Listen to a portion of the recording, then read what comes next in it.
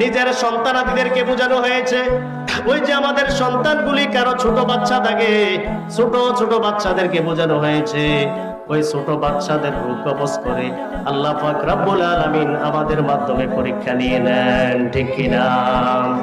সমাজে দেখবেন অনেকের অভিভাবকের ছোট বাচ্চাগুলি আল্লাহ নিয়ে নেয় না?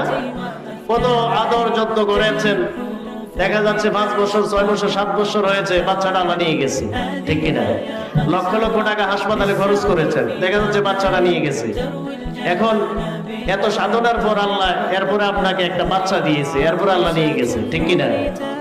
তাফসীরে কানজুল ঈমানের মধ্যে এসেছে, ওই বাচ্চাগুলি নিয়ে, সন্তানাদিগুলো নিয়ে মা বাবার পরীক্ষা নেন।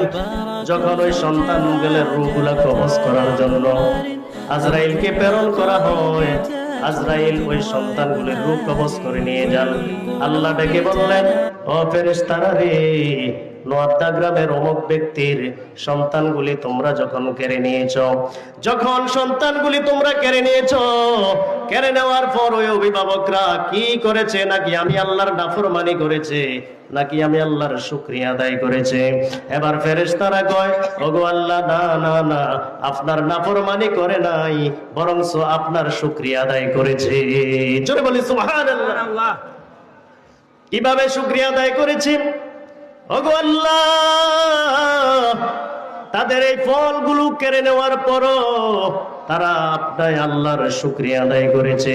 তারা পড়েছে ইন্না লিল্লাহি ওয়া ইন্না ইলাইহি রাজিউন।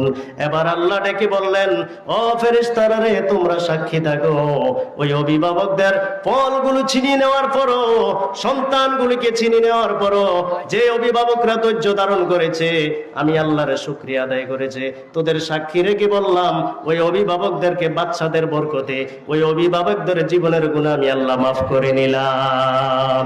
জোরে বলি সুবহানাল্লাহ।